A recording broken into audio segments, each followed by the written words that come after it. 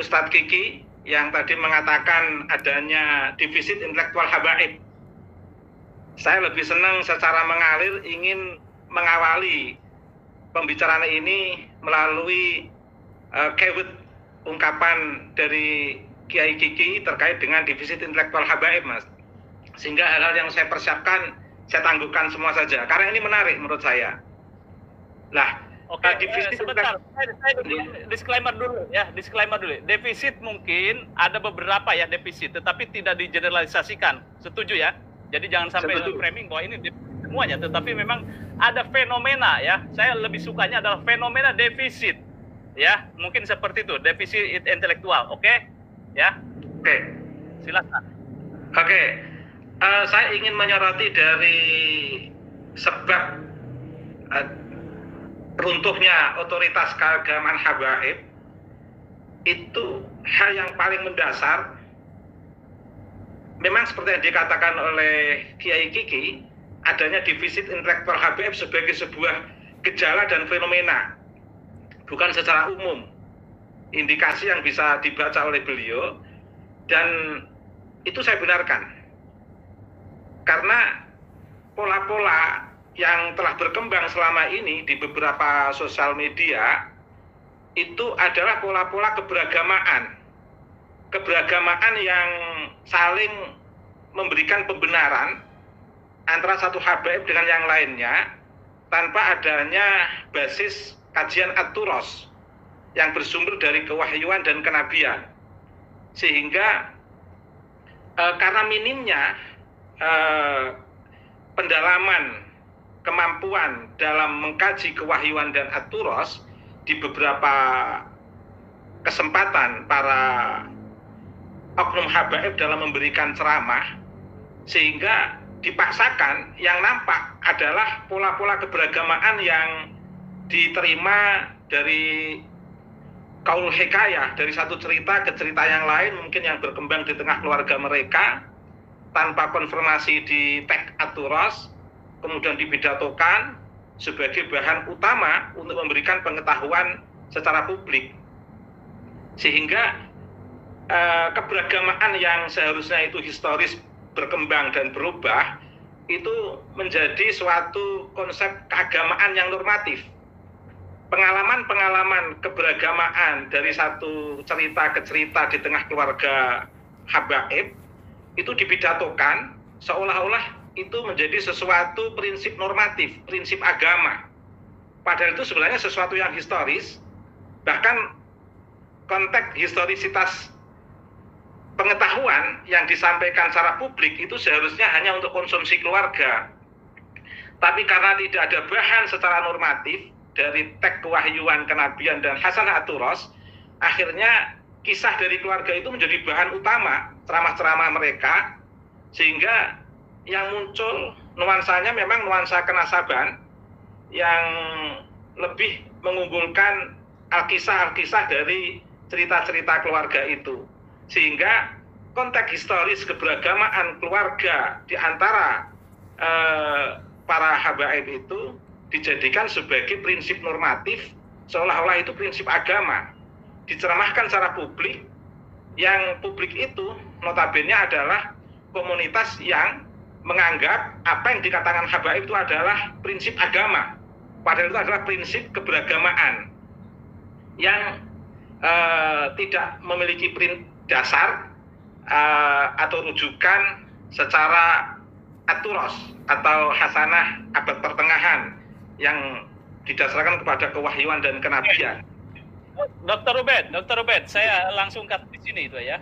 Mungkin sampelnya, sampel tadi kan ada konteks ilahiyah atau kewahyuan kemudian ditekstualitaskan terhadap ceramah dan at-turos kita itu tidak ditemukan bahwa mustahid mutlak itu ada sosok yang bernama Faqih Muqaddam. Tapi kemudian ditampilkan dalam sebuah ceramah, padahal kisah Faqih Muqaddam itu hanya diterima di tengah keluarga mereka. Tapi karena nggak ada bahan kajian mustahid mutlak yang selama ini kita kenal dari pendakwah dari habaib itu, akhirnya diceramahkan cerita lokal keluarga, diceritakan tentang Faqih Muqaddam itu. Ini satu. Contoh yang kedua, mungkin di tengah keluarga habaib itu Ada yang menceritakan tentang derajat habaib, jahil, bodoh itu lebih utama daripada 70 kiai. Itu sebenarnya cerita antar bapak anak sebenarnya. Tapi karena penceramah ini nggak punya bahan kajian At-Turas, akhirnya diceramah kiai. Ini kan sesuatu yang bersifat historis, lokal, dari keluarga mereka, tapi karena nggak punya bahan, seperti yang dikatakan tadi, defisit intelektual, akhirnya disampaikan secara publik. Yang tidak enak itu kan ketika muhibin-muhibin yang awam tidak membuka tag sehingga percaya begitu saja. Nah, ini kalau kita biarkan akan terjadi pembiaran, maka akan terjadi pembodohan massal di lingkungan umat Islam Indonesia.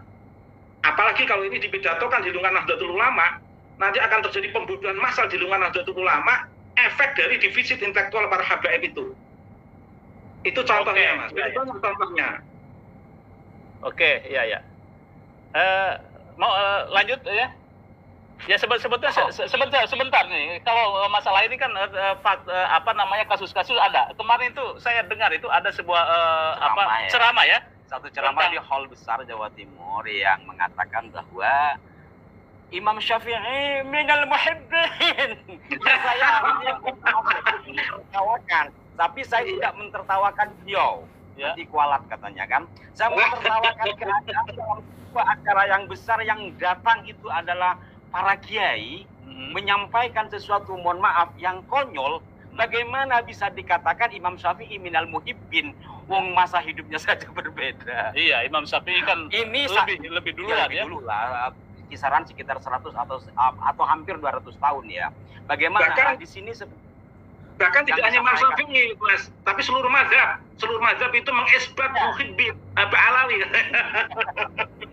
Jadi saya ngambil contoh Imam Syafi'i karena ya beliau adalah mazhab kita secara umum gitu ya, imam kita. Jadi artinya apa? Imam Syafi'i yang sudah sangat, mohon maaf, anak kita yang masih MI saja barangkali sudah tahu beliau lahir wafat tahun berapa. Iya. Jadi korelasinya kalau dikaitkan kepada defisit intelektual, defisit Pak Yusuf, defisit itu tidak berarti semua ya. Iya. Artinya ada kan fenomena lah, lebih fenomena ya. Jadi tidak mengeneralisasi, tidak tanpa dikasih disclaimer. Saya pikir orang yang berpikir jernih tidak akan mengatakan ketika defisit itu habis total kan tidak. Ya. Artinya apa yang disampaikan oleh Kiai Kiki dengan apa yang disampaikan oleh Pak Dr. Ubaidillah, tapi Ubaidillah bukan bin Ahmad bin Isa, bukan ya. Ini Ubaidillah mengkritisi Ubaidillah gitu. Di sini ada contoh konkret. Bahkan saya dapat video tadi dikirimin juga. Ada seorang Habib, ya saya tidak sebut namanya. Itu video viral di grup-grup WhatsApp. Ya. Padahal beliau masa hidupnya belakangan, katanya yang pantas menjadi murid saya itu Imam Syafi'i. Oke, ya. Ini kan lebih parah. Ya, mohon maaf, sedikit saya menyitir. Kalau ini terkait dengan At-Turas lidinil Islam, ada At-Turas Nahdlatul Ulama. Beberapa waktu yang lalu saya sempat mengomentari di kanal saya, itu ada seorang Habib yang membelokkan sejarah NU di acara NU dan di hadapan orang NU. Itu bukannya ditegur, malah ditepokin. Ya. Apa narasinya? Ya, terkait dengan berdirinya Nahdlatul Ulama itu minta restu sejumlah Habib, bahkan dikatakan di dalam konon asasi itu ada 5 Habib yang dicantumkan. Padahal tidak ada kan? Ya tidak ada, kita kan orang NU, saya orang NU, saya kebetulan dulu pengurus Ma'arif Pak Doktor. Jadi ya sedikit banyak paham tentang sejarah itu.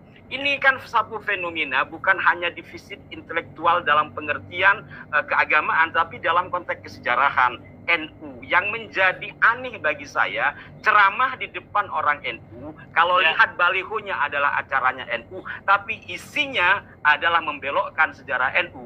Bukannya ditegur, tapi malah ditepokin. Ya, ini ironis mungkin menjadi sebuah catatan ya bagi orang NU harus aware terhadap sejarahnya. Saya langsung ke Dr. Ubaidillah. Tambahan, Dr. Ubaidillah. Disclaimer bahwa ini adalah fenomena ya, bukan justifikasi semua habaib itu defisit intelektual dan defisit akhlak. Ini fenomena sekali lagi. Oke. Melanjutkan terminologi Kiai Kiki tentang defisit intelektual habaib, saya ingin membaca dengan teori hegemoni dan relasi kuasa. Sebenarnya habaib era kolonialisme dan habaib pasca kemerdekaan sebelum munculnya FPI dan 2014 dan 2019, sebenarnya habaib-habaib ini juga menerapkan sistem hegemonik dan relasi kuasa, Mas. Tapi dibungkus dengan bil ilmi wa tuqa, sehingga tidak kelihatan sistem hegemonik dan relasi kuasa yang diterapkan oleh para habaib itu nggak kelihatan karena dibungkus dengan keilmuan. Lah sekarang ini dikatakan 2014-2019 itu nampak gaya hegemonik para habaib yang ingin di atas kelas pribumi dan sistem relasi kuasa yang tidak seimbang yang diciptakan habaib dengan menggunakan kelas sosial melalui keberagamaan yang saya ceritakan tadi yang menjadi sistem normatif itu tidak dibungkus dengan keilmuan sehingga nampak. Jadi efek defisit intelektual ini menyebabkan terbongkarnya hegemoni dan sistem relasi kuasa yang diciptakan oleh habaib yang itu membuat tidak nyaman masyarakat pribumi, sehingga terjadi pertentangan publik yang kemudian muncul tesis Kiai Imad itu sebagai penguat bahwa kenapa harus takut untuk membangun sebuah diskursus dialog dengan para habaib. Toh mereka bukan seperti yang kalian kira sebagai cucu Nabi, katakan begitu Kiai Imad.